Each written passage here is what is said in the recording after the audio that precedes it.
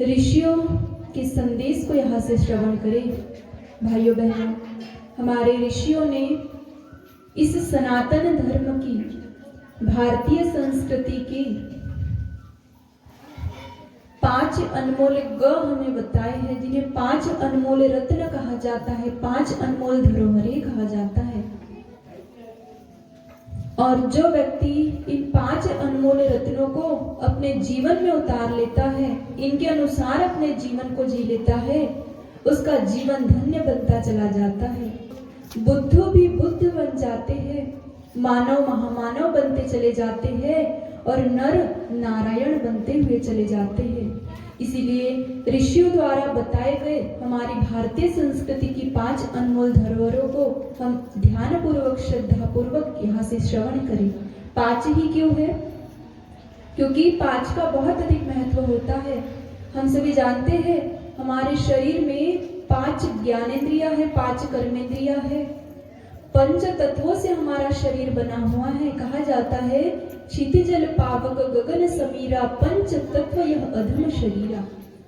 5 तत्वों से हमारा शरीर बना हुआ है। वेदों में 5 प्रकार के देवताओं का वर्णन आता है, 5 यज्ञों का वर्णन आता है। 5 का बहुत अधिक महत्व होता है।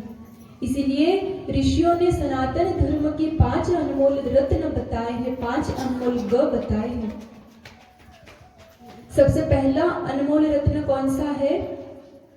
भारतीय संस्कृति का सबसे पहला अनमोल रत्न है मां गंगा।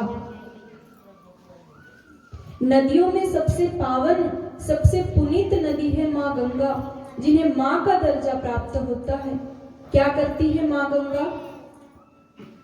निरंतर लोक सेवा के लिए, लोगों की मैं सेवा कैसे करूं, निरंतर ये भावना मां गंगा की होती है। और मां गंगा का अवतरण इस धरा पर क्यों हुआ? क्यों मां गंगा को स्वर्ग से इस भू पर आना पड़ा?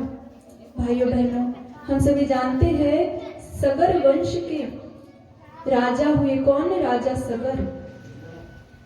तो राजा सगर ने 99 अश्वमेध यज्ञ पूर्ण कर लिए थे और 100वां अश्वमेध यज्ञ पूर्ण करने के लिए राजा सगर ने घोड़ा छोड़ा। और जब घोड़ा छोड़ दिया तो जो देवराज इंद्र थे उन्हें डर लगने लगता है, वे भयभीत हो जाते हैं कि राजा सगर का यदि ये 100वां अश्वमेध यज्ञ पूर्ण हो गया तो राजा सगर स्वर्ग के अधिकारी बन जाएंगे, मेरा हक मुझसे छीन लेंगे। इसलिए देवराज इंद्र ने क्या किया? राजा सगर द्वारा छोड़े गए घोड़े को चुराकर कपिल मुनि के आश्रम में छिपा दिया। राजा सगर को इस बात की जानकारी नहीं थी और जब राजा सगर को पता चला कि घोड़ा कहीं मिल नहीं रहा है, घोड़ा खो गया है, तो राजा सगर ने अपने पुत्रों से कहा, कितने पुत्र थे राजा सगर के? 60,000 पुत्र, कि जाओ घोड़े को खोज कर लाओ। और राजा सगर के पुत्र जब घोड़े को खोजने के लिए निकले तो कपिल मुनि के आश्रम में उन्हें घोड़ा दिखाई दिया। तो राजा सगर के सभी पुत्रों ने कपिल मुनि पर चोरी का आरोप लगा दिया कि आपने ही इस घोड़े को चुरा करके यहाँ रखा है। लेकिन कपिल मुनि को इस बात की जानकारी नहीं थी, वे तो ध्यान में लीन थे, उन्हें नहीं पता था। तो कपिल मुनि को क्रोध आ जाता है, गुस्सा आ जाता है और क्या करते हैं कपिल मुनि? राजा सगर के 60,000 पुत्रों को श्राप दे देते हैं, जिस श्राप के प्रभाव से राजा सगर के 60,000 पुत्र जलकर भस्म हो जाते हैं। तब राजा सगर वहां पहुंचते हैं कपिल मुनि के आश्रम में और वे हाथ जोड़कर कपिल मुनि से क्षमा याचना करते हैं और कहते हैं कि आपके श्राप के प्रभाव से मेरे पुत्रों की अकाल मृत्यु हुई है, लेकिन आप मुझे इतना समाधान बताइए कि मेरे इन पुत्रों को मोक्ष कैसे मिले, मुक्ति कैसे मिले, उसका कुछ समाधान बताइए, उपाय बतलाइए। तो भाइयों बहनों, राजा सगर से कहते हैं कपिल मुनि, क्या कहते हैं कि हे राजन, स्वर्ग से गंगा माँ यदि इस भू पर आएगी तो गंगा माँ के जल से ही आपके इन पुत्रों को मोक्ष मिलेगा। लेकिन भाइयों बहनों, स्वर्ग से गंगा का इस भू पर आना इतना आसान था क्या? बिल्कुल नहीं। तो ऐसे समय में सगर वंश के प्रतापी राजा हुए भगीरथ, राजा भगीरथ ने कठोर तपस्या की, अथक प्रयास किया, बहुत अधिक साधना की, कठोर, और स्वर्ग से गंगा को इस भू पर लाया। लेकिन गंगा माँ का वेग बहुत अधिक था, उस वेग को केवल भगवान शिव जी संभाल सकते थे, इसलिए शिव जी से प्रार्थना की गई। तब भगवान शिव जी ने गंगा माँ के उस वेग को संभाला और गंगा माँ का अवतरण इस धरा पर हुआ। और उसी गंगा माँ के जल से राजा सगर के 60,000 पुत्रों को मोक्ष मिला, मुक्ति मिली।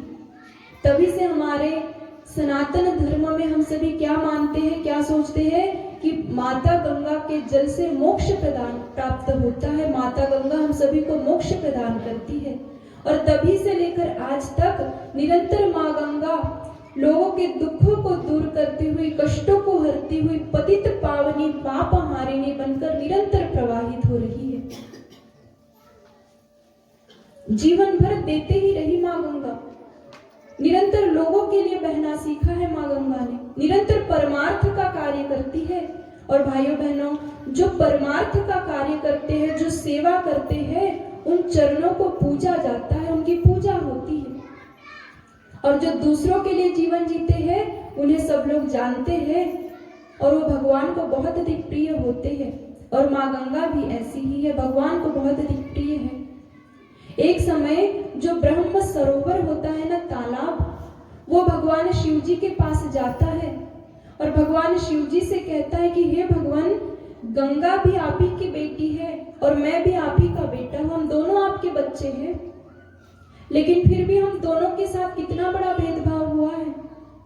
तो भगवान शिव जी ने पूछा, क्यों, क्या हुआ बताओ। तो सरोवर कहता है कि भगवान, हम दोनों भी आपके बच्चे हैं, लेकिन आज गंगा को धरती का हर व्यक्ति जानता है, मानता है, उसकी पूजा करता है, उसकी अर्चना करता है, लेकिन एक मैं हूँ, मेरे पास कोई नहीं आता, कोई मेरी पूजा नहीं करता, बहुत कम लोग मुझे जानते हैं। हम दोनों ही आपके बच्चे हैं, लेकिन हम दोनों के साथ इतना बड़ा भेद हुआ, ऐसा क्यों। तो भाइयों बहनों, भगवान शिव जी कहते हैं सरोवर से कि हे सरोवर, इसमें न तो मेरी कोई गलती है, न ही गंगा की कोई गलती है। क्यों। तो भगवान शिव जी बताते हैं, जो गंगा है वो भगवान ब्रह्मा जी के कमंडलों से निकली, भगवान विष्णु जी के पदनकों को छूती हुई शंकर की जटाओं में जटाशंकरी बनी। और वही गंगा हिमालय की दुर्गम घाटियों में घूमी, हिमालय की दुर्गम घाटियों से होते हुए, गंगोत्री से होते हुए, ऋषिकेश से होते हुए, हरिद्वार से होते हुए, पश्चिमी उत्तर प्रदेश से होते हुए, इलाहाबाद से होते हुए, पटना से होते हुए, कलकत्ता में बंगाल की खाड़ी में जा गिरी। कभी रुकी क्या गंगा एक स्थान पर, निरंतर बहते रही। और गंगा जहां जहां से निकली वहां क्या बन गए, तीर्थ बन गए, मंदिर बन गए, देवालय बन गए। गंगा निरंतर लोगों के दुखों को दूर करती हुई, कष्टों को हरती हुई, पतित तारिणी पाप हारिणी बनकर निरंतर बहती रही। भगवान शिव जी कहते हैं सरोवर से कि बेटा, यही कारण है कि गंगा को हर कोई जानता है, हर कोई मानता है, उसकी पूजा होती है, लेकिन तुम्हें बहुत कम लोग जानते हैं, क्योंकि तुमने तो अपने चारों ओर किनारे बनाकर रखे हैं, अपने आप को तुमने सीमित करके रखा है, बांध कर रखा है। तुम स्वयं के लिए जीवन जी रहे हो, तुमने बहना नहीं सीखा, तुमने लोगों को देना नहीं सीखा, तुमने परमार्थ का भाव तुम्हारे मन में नहीं आया। और यही कारण है कि गंगा की पूजा होती है, लेकिन तुम्हें कोई पूछता नहीं, तुम्हें बहुत कम लोग जानते हैं। वास्तव में जो दूसरों के लिए जीवन जीते हैं, परमार्थ के लिए जीवन जीते हैं, ऐसे चरणों की पूजा होती है, ऐसे लोगों को पूजा जाता है। और माँ गंगा निरंतर दूसरों के लिए जीवन जीती है, प्रवाहित होती रहती है। ऐसी माँ गंगा जो हमारे सनातन धर्म की, भारतीय संस्कृति की अनमोल धरोहर है, बड़ी महत्वपूर्ण है। लेकिन आज क्या हो रहा है, इतनी महत्वपूर्ण होते हुए भी आज हम देखते हैं कि गंगा माता को हमने क्या कर दिया, मैला कर दिया। घरों से निकलने वाला कचरा, कंपनियों से निकलने वाला कचरा, न जाने कितने प्रकार का कूड़ा करकट, अवशिष्ट पदार्थ गंगा जी में प्रवाहित कर दिया जाता है। जो हमारे सनातन धर्म की अनमोल धरोहर है, ऐसी माँ गंगा को हमने मैला कर दिया। आज आवश्यकता है हम गंगा माता को पवित्र बनाकर रखे, उनकी जो पवित्रता है उनको बनाकर रखे, उसे मैला न करे। पाप ताप हर लेती सबके गंगा की जलधार है, सन्मति पा जाता गायत्री गंगा में संसार है। और ये हमारे सनातन धर्म की पहली अनमोल धरोहर है माँ गंगा। और भारतीय संस्कृति का, सनातन धर्म का दूसरा अनमोल ग किसे कहा है भाइयों बहनों? दूसरा अनमोल रत्न कहा है गौ माता को।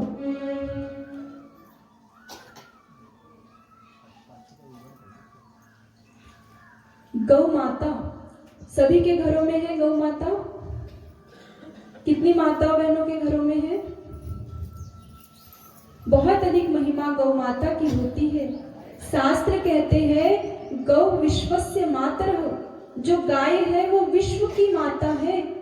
और हमारे सनातन धर्म का, सनातन संस्कृति का अनमोल रत्न है गौ माता। और क्या करती है गौ माता? निरंतर हमें देते ही रहती है, जीवन भर हमें देते रहती है।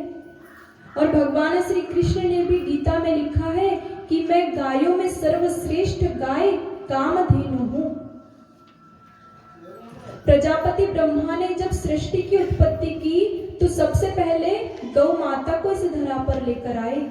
इतनी अधिक महिमा होती है गौ माता की। गौ माता की यदि हम सेवा करते हैं तो मनुष्य जीवन के जो 4 पुरुषार्थ होते हैं, धर्म अर्थ काम और मोक्ष, सभी सिद्ध हो जाते हैं। इसलिए हम गौ माता की सेवा करें। बहुत महत्वपूर्ण है गौ माता, अनमोल धरोहर है हमारे देश की, राष्ट्र की। हम सभी जानते हैं हमारे सनातन धर्म में कितने कोटि देवी देवता हैं? 33 कोटि। और भाइयों बहनों, यदि हम प्रतिदिन सोचें सुबह के समय कि हम प्रतिदिन पूरे विश्व ब्रह्मांड में भ्रमण करें और 33 कोटि देवी देवताओं के मंदिर जाए, उनके दर्शन करें, उनका लाभ लें, तो ये संभव है क्या? हम प्रतिदिन 33 कोटि देवी देवताओं का पूजन नहीं कर सकते। लेकिन शास्त्र कहते हैं कि एक गौ माता की आप सेवा कर लीजिए, एक गौ माता की आप परिक्रमा कर लीजिए, तो 33 कोटि देवी देवताओं की परिक्रमा का, पूजा का पुण्य मिलता है केवल एक गौ माता से। गौ माता के शरीर में 33 कोटि देव शक्तियां विद्यमान है। गौ माता को चलता फिरता मंदिर कहा जाता है। बहुत अधिक महिमा गौ माता की होती है। कहा जाता है जिनकी सेवा से नर भव से तर जाता, सब देवों का अंश समेटे है गौ माता। सभी देवी देवता एक साथ गौ माता के शरीर में विद्यमान होते हैं।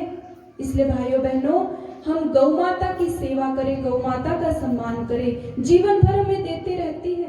क्या देती है गौ माता? पंचगव्य प्रदान करती है। गाय के दूध से, दही से, घी से, गोबर से, गौमूत्र से पंचगव्य बनता है। और ये जो पंचगव्य है ये विभिन्न प्रकार की हानिकारक बीमारियों में, कैंसर, पायरिया जैसी बीमारियों में काम आता है। निरंतर हमें देते रहती है गौ माता। इसलिए हम गौ माता की सेवा करें। सनातन धर्म का अनमोल रत्न है गौ माता। इतनी महत्वपूर्ण होते हुए भी, जिसकी सेवा भगवान कृष्ण ने की, इतनी महत्वपूर्ण है गौ माता। लेकिन इतनी महत्वपूर्ण होते हुए भी आज हम क्या देखते हैं? बड़े बड़े शहरों में निकल करके आप देखिए तो गौ माता लाचार बेघर घूमती हुई नजर आती है। गली चौराहों पर गौ माता नजर आती है। कोई उन्हें अपने घर में रखना पसंद नहीं करता, कोई उन्हें रोटी खिलाना पसंद नहीं करता। इतनी महत्वपूर्ण होते हुए भी आज हमारे देश में गौ माता का अपमान हो रहा है। एक समय ऐसा था जब भगवान स्वयं गौ माता की सेवा किया करते थे। भगवान कृष्ण ने गौ माता की सेवा की है और अपना नाम भी क्या रखा? गौ माता के नाम के आधार पर गोपाल। इतना अधिक प्रेम था भगवान कृष्ण को गौ माता से। लेकिन आज हम क्या करते हैं? अपने घरों में प्लास्टिक की, चांदी की गौ माता को लेकर आते हैं और उनकी पूजा करते हैं। और जो जीवित गौ माता सड़कों पर घूमती है, हम उनका सम्मान नहीं कर पाते। आजकल लोग अपने घरों में कुत्तों को पालना पसंद करता है, लेकिन गौ माता पालना पसंद करते हैं क्या? आज गौ माता का अपमान हो रहा है। जगह जगह पर आजकल हम देखते हैं कि बूचड़ खाने बन रहे हैं। जहाँ गौ माता की हत्याएं हो रही है। भाइयों बहनों, गौ माता की हत्या को धर्म की हत्या के बराबर बताया है शास्त्रों में। इसलिए हम गौ माता की सेवा करें। एक और हम भगवान कृष्ण की भक्ति करते हैं, लेकिन दूसरी ओर भगवान कृष्ण की जो प्रिय है गौ माता, हम उनकी सेवा नहीं कर पाते, उनका सम्मान नहीं कर पाते। आज आवश्यकता है हम अपने घरों में गौ माता को स्थान दें, गौ माता की हम सेवा करें, आदर करें, सम्मान करें। सनातन धर्म की अनमोल धरोहर है गौ माता। गौ माता की क्या महिमा है, भाव भरे गीत की पंक्तियों के माध्यम से समझिए।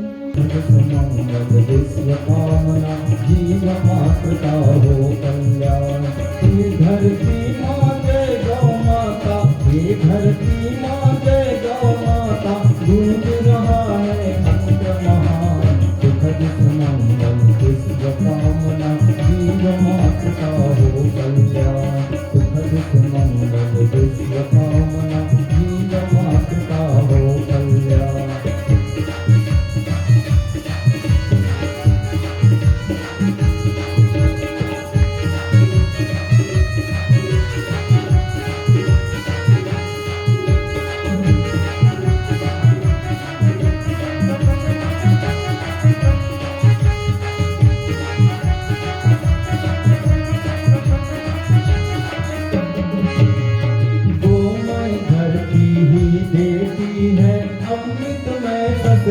भरपूर गोमय धरती ही देती है, अमृत में फसले भरपूर। पंच गौय की महिमा अनुपम, रोग प्रदूषण होते दूर।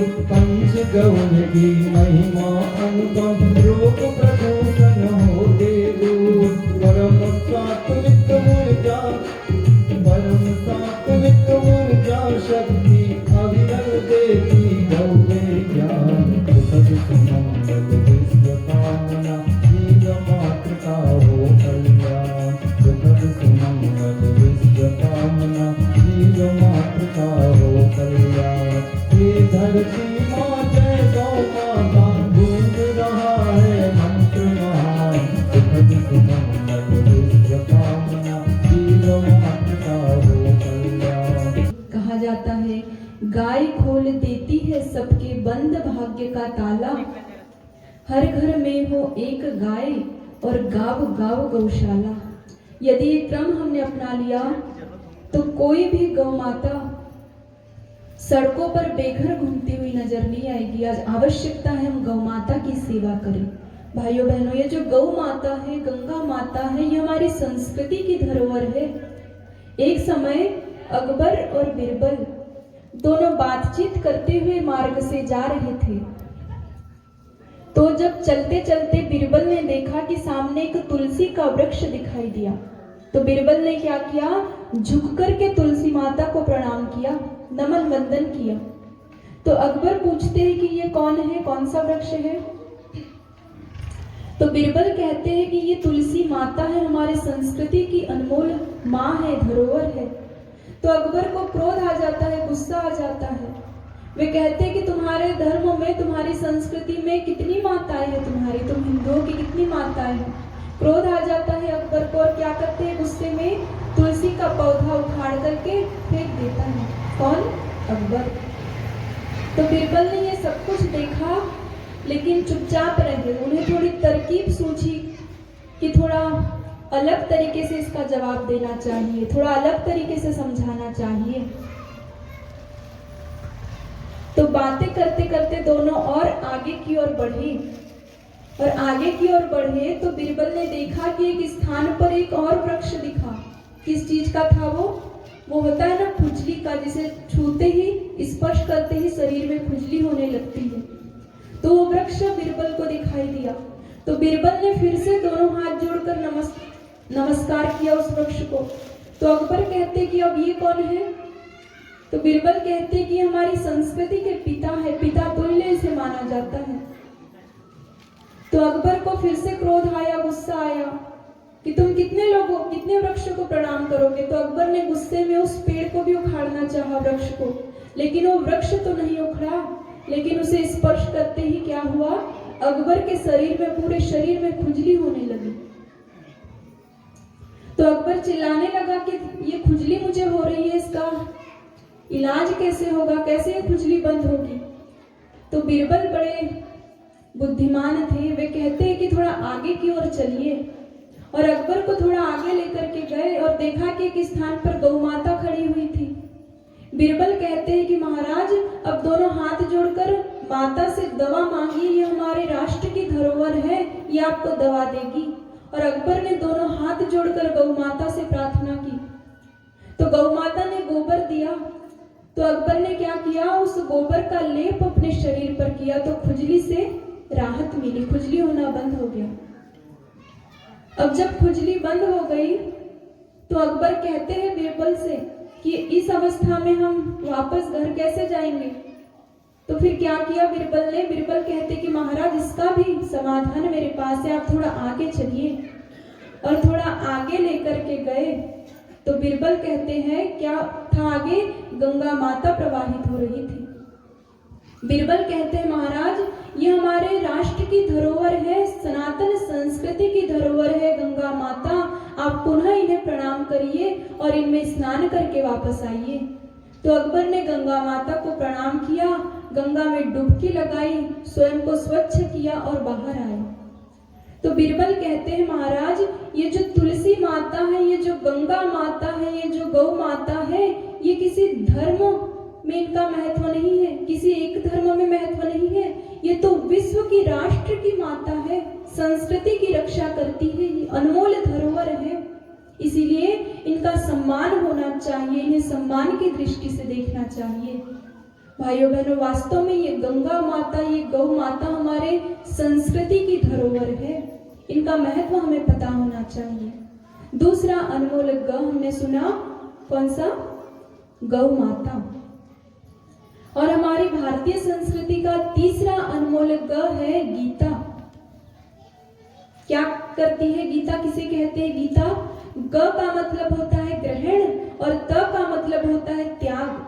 जो ग्रहण और त्याग के नियमों को सिखाए, नियमों को समझाए, उसे गीता कहा जाता है। किन चीजों को हमें ग्रहण करना है और किन चीजों का हमें त्याग करना है, जो इसके बीच बैलेंस बनाना सिखाए, उसे हम गीता कहते हैं। ये जो गीता है, ये भगवान श्री कृष्ण के हृदय हिमालय से निकली पावन ज्ञान की गंगा है। क्या करती है गीता, आप पढ़ करके देखिए, हमारे मोह को दूर करती है, अज्ञान का नाश करती है गीता। बड़ी महत्वपूर्ण होती है ये गीता। और गीता कब कही गई, कब कही गई गीता, हम सभी जानते हैं। महाभारत के युद्ध में अर्जुन, जब दोनों सेनाओं के बीच में अर्जुन का रथ खड़ा हुआ था, और अर्जुन के सारथी कौन थे, भगवान श्री कृष्ण। उस समय अर्जुन ने सामने वाली जो सेना थी उन पर दृष्टि घुमाई, तो अर्जुन क्या देखते हैं कि ये सब तो मेरे सगे संबंधी रिश्तेदार हैं, और अपना गांडीव जमीन पर फेंक देते और कहते कि मैं युद्ध नहीं करूंगा। मोह जागृत हो जाता है अर्जुन का। तो भगवान कृष्ण क्या कहते हैं कि हे अर्जुन, तू पंडित होकर कैसी मूर्खों जैसी बातें करता है। गीता में भगवान कृष्ण अर्जुन को डांट लगाते हैं। असोच्यानन्व सोचवस्तम प्रज्ञावादांत भास से गत सुन गत सुष्ट नानो सोचंती पंडित। क्या कहा भगवान कृष्ण ने कि हे अर्जुन, तू पंडित होकर मूर्खों जैसी बातें करता है। तेरा युद्ध किसी तेरे रिश्तेदार से नहीं है, किससे है, अधर्म से है, असत्य से है। और उस समय अर्जुन के मोह को समाप्त करने के लिए, अर्जुन के मोह को दूर करने के लिए किसकी आवश्यकता पड़ी थी, गीता की आवश्यकता पड़ी थी। और भगवान कृष्ण ने अर्जुन को गीता का ज्ञान कराया। और पूरी गीता जब अर्जुन की समझ में आ गई तो 18वें अध्याय में आते तक अर्जुन क्या कहते हैं, भगवान, नष्टो मोहा स्मृतिर्लब्धा, मेरी जो मोह था, ज्ञान था, वो समाप्त हो गया और अब मेरे भीतर ज्ञान प्रकट हो चुका है, अब मैं युद्ध करूंगा। तो अर्जुन के मोह को दूर करने के लिए गीता की आवश्यकता पड़ी थी। और भाइयों बहनों, आजकल हम देखते हैं कि हमारे जीवन में भी कई बार ऐसी परिस्थिति आ जाती है कि हम निर्णय नहीं ले पाते कि हम किस ओर जाए, कौन सा काम करें, किस दिशा की ओर आगे बढ़े। मोहवश, अज्ञानवश हम भ्रम में फंस जाते हैं। तो ऐसी स्थिति में हम क्या करें? हम गीता का पाठ करें। हमारे मोह की ग्रंथियों को खोलती है गीता, समस्त अज्ञान को समाप्त करती है गीता। जो परमाणु बम के पितामह कहे जाते हैं, परमाणु बम के आविष्कारक रॉबर्ट ओपनहाइमर, उन्होंने गीता के संबंध में अपना मत लिखा है। वे क्या कहते थे कि जिस प्रकार अर्जुन संशय में पड़ गए थे कि युद्ध करूं कि नहीं करूं, तो ऐसी ही संशय की स्थिति मेरी भी थी। मुझे समझ में नहीं आ रहा था कि मैं परमाणु बम का आविष्कार करूं कि नहीं करूं, क्योंकि यदि परमाणु बम का आविष्कार मैं करता तो वो परमाणु बम कितनी बड़ी तबाही ला सकता था, इस बात को वे जानते थे। लेकिन दूसरी ओर उनका कर्तव्य था जो कह रहा था कि परमाणु बम का आविष्कार करो। तो जब वे संशय की स्थिति में पड़ गए, भ्रम की स्थिति में पड़ गए, तो वे अपना अनुभव बताते हैं कि ऐसे समय में मैं गीता की शरण में गया, मैंने गीता को पढ़ा और गीता को पढ़ने के बाद मेरा समस्त मोह, अज्ञान, संशय समाप्त हो गया और फिर मैंने परमाणु बम का आविष्कार किया। हमारे मन में किसी प्रकार का संशय यदि आए तो हम गीता की शरण में जाए। सभी महापुरुष, महामानवों ने गीता को पढ़ा है। महात्मा गांधी कहा करते थे, जब भी मुझे किसी प्रकार का कोई दुख आता है, कष्ट आता है, तो मैं गीता की शरण में चला जाता हूँ। संत विनोबा भावे कहते थे, हर दुख में, हर कष्ट में गीता माँ की शरण में जाओ। और स्वामी विवेकानंद तो जब भी घर से निकलते थे तो क्या करते थे, उनके कुर्ते की जेब में हमेशा गीता रखी रहती थी। सभी महापुरुषों, महामानवों ने अपनी महानता का श्रेय गीता को दिया है और यह हमारी संस्कृति की धरोहर है। इसलिए भाइयों बहनों, हम गीता को पढ़ें, गीता का स्वाध्याय करें। आज हमारे जीवन में बहुत अधिक अज्ञान बढ़ रहा है और इस अज्ञान का एक ही उपाय है, श्रीमद् भगवद गीता। आइए हम सभी गीता माता की महिमा को सुने। फैल रहा अज्ञान रे, भटक रहा इंसान रे, आजा गीता ज्ञान सिखा जा, गीता के भगवान रे। फैल रहा अज्ञान रे, भटक रहा इंसान रे, आजा गीता ज्ञान सिखा जा, गीता के भगवान रे। आजा गीता ज्ञान सिखा जा, गीता के भगवान रे। भाइयों बहनों, हम सभी जानते हैं हमारे देश की विदेश मंत्री स्वर्गीय सुषमा स्वराज जी, वो कहा करती थी कि कई लोगों की ये सोच होती है कि ये जो गीता रामायण है, ये सब ग्रंथ कब पढ़ने की चीजें हैं? बुढ़ापे में जाकर के पढ़ने की चीजें हैं। और जब लोग अपने बुढ़ापे में जाकर के इन ग्रंथों को पढ़ते हैं, गीता को पढ़ते हैं, रामायण को पढ़ते हैं, तो उन्हें बड़ा पश्चाताप होता है। वे बड़े पश्चाताप करते हैं कि इन ग्रंथों को हमने अपने जीवन के युवावस्था में क्यों नहीं पढ़ा, बचपन में क्यों नहीं पढ़ा। यदि हमने बचपन में पढ़ा होता, युवावस्था में पढ़ा होता, तो आज हमारे जीवन में जो कष्ट कठिनाइयां दिखाई दे रही है, ये न हुई होती। वे अपना अनुभव बताती है। कई लोग पश्चाताप करते हैं, इसलिए बिल्कुल भी इंतजार न करें कि इन ग्रंथों को हम बुढ़ापे में जाकर पढ़ेंगे। अभी से छोटे छोटे बच्चों को ये ग्रंथ पढ़ाना आवश्यक है, क्योंकि जीवन जीने की कला सिखाते हैं ये ग्रंथ। आज स्कूलों में भी गीता रामायण जैसे शिक्षा देने की आवश्यकता है, क्योंकि आज छोटे छोटे बच्चों को यदि गीता पढ़ाई गई तो कल को किसी कोर्ट कचहरी में गीता पर हाथ रखने की नौबत नहीं आएगी। हमारे समाज से सारे अपराध समाप्त हो जाएंगे। इसलिए हमारे सनातन संस्कृति का तीसरा अनमोल रत्न है गीता, इसका हम स्वाध्याय करें। और हमारी भारतीय संस्कृति का चौथा अनमोल रत्न क्या है? चौथा अनमोल ग किसे कहते हैं? गायत्री को। यज्ञ पिता गायत्री माता, ये है संस्कृति के निर्माता। हमारी भारतीय संस्कृति की माता है गायत्री। इसलिए आज हमें गायत्री माता की जानकारी होनी चाहिए कि गायत्री किसे कहते हैं। गायत्री माता इस धरती पर कब से है और गायत्री माता हमें क्या देती है, इसकी हमें जानकारी होनी चाहिए। भाइयों बहनों, शास्त्र कहते हैं गयान प्राणान त्रायते सा गायत्री। जो हमारे प्राणों की रक्षा करे उसे गायत्री कहते हैं। शरीर की रक्षा तो हर कोई कर लेता है, लेकिन जो प्राणों की रक्षा करे, हमारे प्राणों को एक सुरक्षा कवच प्रदान करे, उसे क्या कहते हैं? उसे गायत्री कहते हैं। वही गायत्री जिसके विषय में महात्मा गांधी जी लिख करके गए। क्या लिख करके गए? कि गायत्री मंत्र के लंबे समय तक यदि हम गायत्री मंत्र का जाप करें तो हमारे शरीर में जो असाध्य बीमारियां हैं, हानिकारक बीमारियां हैं, तो वो भी समाप्त होती है। गायत्री मंत्र के वाइब्रेशन से हमारी सेल्स चेंज होती है, महात्मा गांधी ने लिखा। याज्ञवल्क्य के ऋषि लिखते हैं कि गायत्री वो राजहंस है जिसका एक पंख तो भौतिक सुख सुविधाएं प्रदान करता है, लेकिन दूसरा पंख आध्यात्मिक रिद्धि सिद्धियां प्रदान करता है, उसे गायत्री कहते हैं।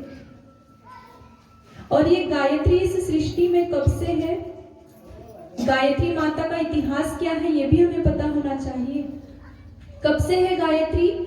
कोई अभी के समय से नहीं है, कुछ वर्षों या कुछ सालों से नहीं है। कब से है? सृष्टि की उत्पत्ति के प्रारंभ से गायत्री इस धरा पर है। सृष्टि की उत्पत्ति के पहले से। हम सभी जानते हैं भगवान विष्णु जी की नाभि से कमल खिलता है, ब्रह्मा जी की उत्पत्ति होती है। और जब ब्रह्मा जी की उत्पत्ति होती है तो ब्रह्मा जी पूछते हैं कि मैं क्या करूं, मेरा जन्म क्यों हुआ? और ब्रह्मा जी जब पूछते हैं तो आकाशवाणी होती है, और आकाशवाणी के बाद एक स्वर लिपि के रूप में मंत्र उभर करके आता है। आकाशवाणी कहती है कि हे ब्रह्मा जी, आप इस मंत्र का जप करिए। कौन सा मंत्र था वो? गायत्री मंत्र। और हम जानते हैं भगवान ब्रह्मा जी ने हजारों वर्षों तक गायत्री मंत्र का जप किया, तप किया। क्यों किया तप? क्योंकि तप करने से ही सब कुछ होता है। बिना तप के किसी को कुछ भी नहीं मिलता। हम जानते हैं जब ईंटें भट्टी में तपती है तब कहीं जाकर बिल्डिंग बनकर के तैयार होती है, बिना तपे संभव नहीं है। लोहा तपता है तब कहीं जाकर ये स्टैंड बनता है, माइक्रोफोन बनता है, बिना तपे संभव नहीं होता। और कौन तपता है? सोना तपता है तब आभूषण बनते हैं। चांदी तपती है, उसके बाद उसकी पायल बनती है। हम कच्चा दूध पी लेते हैं क्या घरों में? दूध को भी हम तपाकर पीते हैं, तप का इतना महत्व होता है। और यदि हमने बहुत अच्छी गोल गोल रोटी बनाई बेलकर, और बिना सेके बिना तपाए हम खा सकते हैं क्या उसे?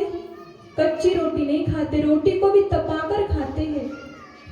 ये तप का महत्व होता है। इसीलिए आकाशवाणी कहती है ब्रह्मा जी से कि आप तप करिए।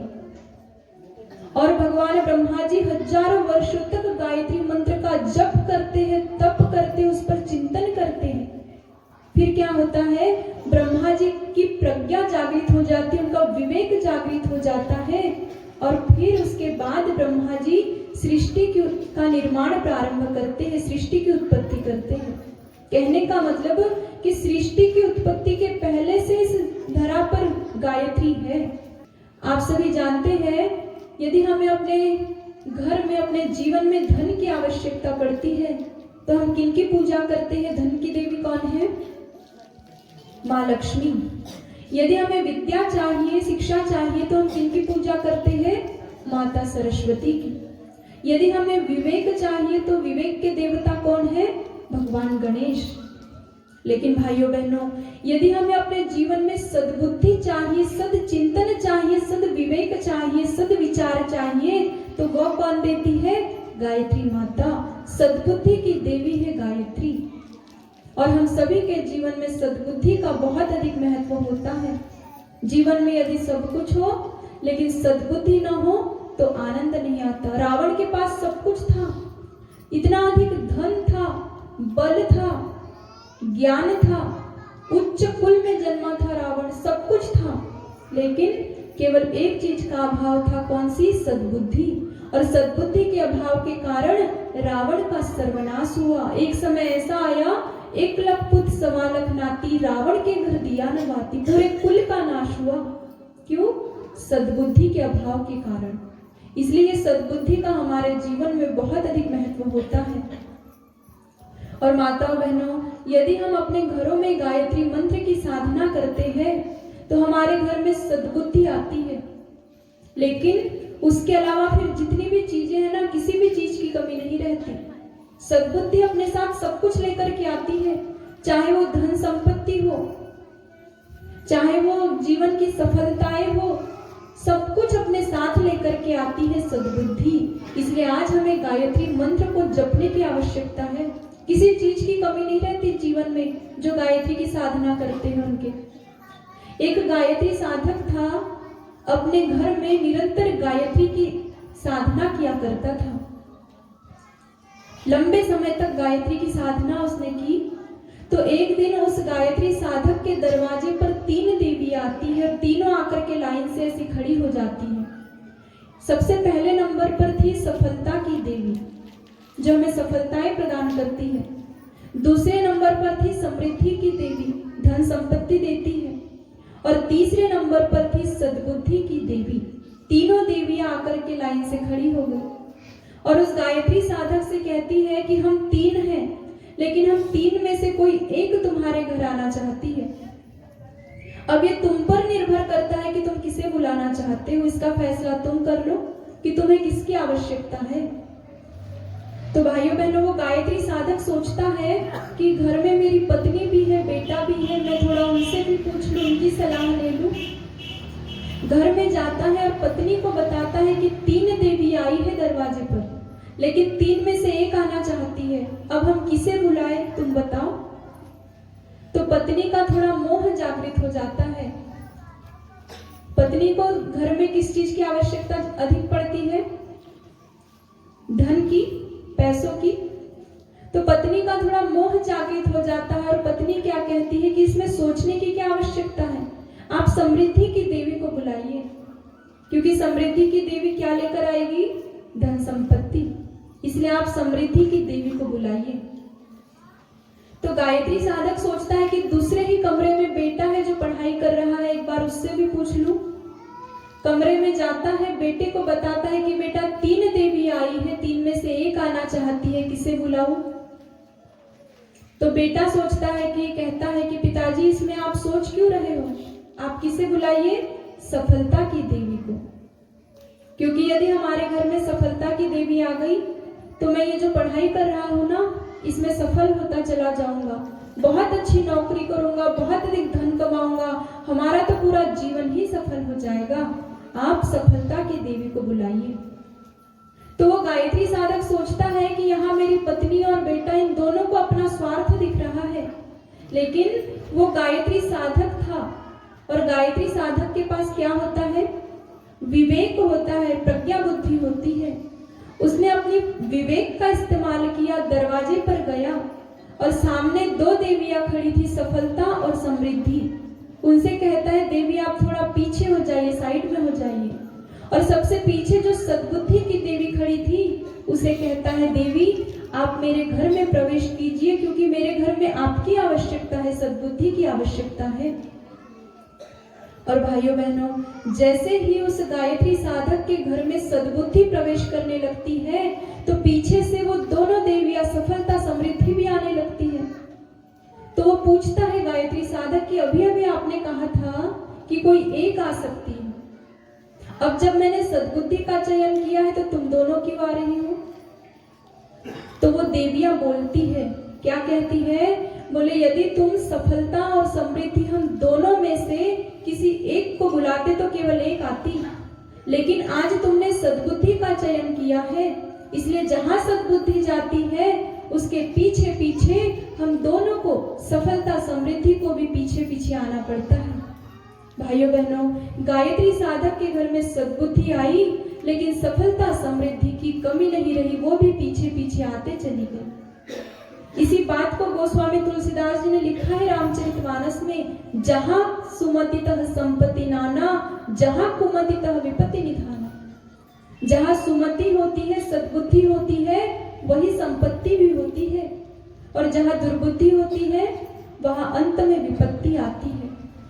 इसलिए आज आवश्यकता है हम गायत्री की साधना करें। महामानवों ने, महापुरुषों ने जिस मंत्र को जपा है, क्या कहा जाता है गायत्री मंत्र के विषय में? ब्रह्मा विष्णु रुद्र सुर जेते तुम सो पावत सुरताते ते। सभी त्रिदेव किसकी साधना करते हैं? गायत्री मंत्र की। और क्या कहा जाता है? सरस्वती लक्ष्मी तुम काली, दीपे तुम्हारी ज्योति निराली। त्रिदेवियां किसकी उपासना करती है? गायत्री मंत्र की। और क्या कहा जाता है? कौन जपता है गायत्री मंत्र? ग्रह नक्षत्र ब्रह्मांड घनेरे, सब गतिवान तुम्हारे प्रेरे। सारे ग्रह और नक्षत्र किसकी उपासना करते हैं? गायत्री की। और क्या वर्णन आता है? कौन जपता है गायत्री को? ऋषि, मुनि, यति, तपस्वी, योगी। क्या कहा जाता है? ऋषि मुनि यति तपस्वी योगी, आरत अर्थित चिंतित भोगी, और जो जो शरण तुम्हारी आवे, सो सो मनवांछित फल पावे। विश्व ब्रह्मांड की शक्ति है गायत्री। विश्व ब्रह्मांड यदि किसी मंत्र की उपासना करता है तो वो मंत्र है गायत्री मंत्र। इसलिए भाइयों बहनों, आज आवश्यकता है हम गायत्री की महिमा को सुने, गायत्री मंत्र की महिमा को सुने। दसों दिशाओं में युग युग से गूंज रही जयकार, गायत्री के महामंत्र की महिमा अपरंपार। गायत्री के महामंत्र से जीवन के सब पाप हरो, सुंदर सुखी बनेगा जीवन, गायत्री का जाप करो।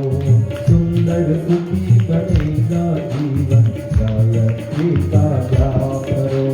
गायत्री के महामंत्र से जीवन के सब पाप हरो, सुंदर सुखी बनेगा जीवन, गायत्री का जाप करो। सुंदर सुखी बनेगा जीवन, गायत्री का जाप करो।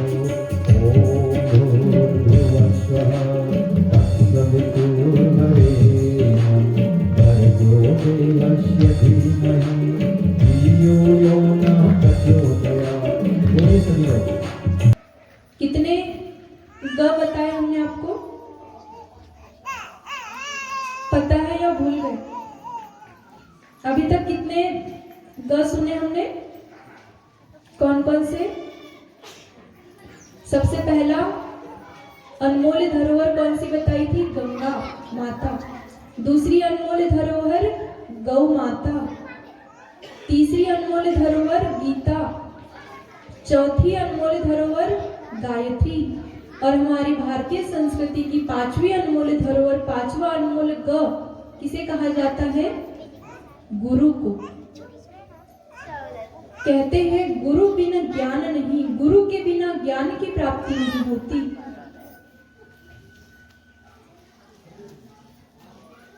गुरु से ही हमें ज्ञान की प्राप्ति होती है। हमारे जीवन का अज्ञान समाप्त होता है और हमें सच्चा ज्ञान कौन कराते हैं? गुरु। गुरु का हम सभी के जीवन में बहुत अधिक महत्व होता है। और हमारा ये भारत देश गुरुओं का देश है। यहाँ गुरु के बिना ज्ञान की प्राप्ति नहीं होती। थोड़ी देर शांति बनाकर बैठे, बच्चों को शांत कर दीजिए। इधर देखो बेटा, आप लोग, आप उस पर ध्यान मत दो, आप समझदार हो, हाथ जोड़कर बैठो और आपस में चर्चा नहीं करनी है। हमारा ये भारत देश गुरुओं का देश रहा है प्राचीन काल से। यहाँ गुरुओं के बिना ज्ञान की प्राप्ति नहीं होती।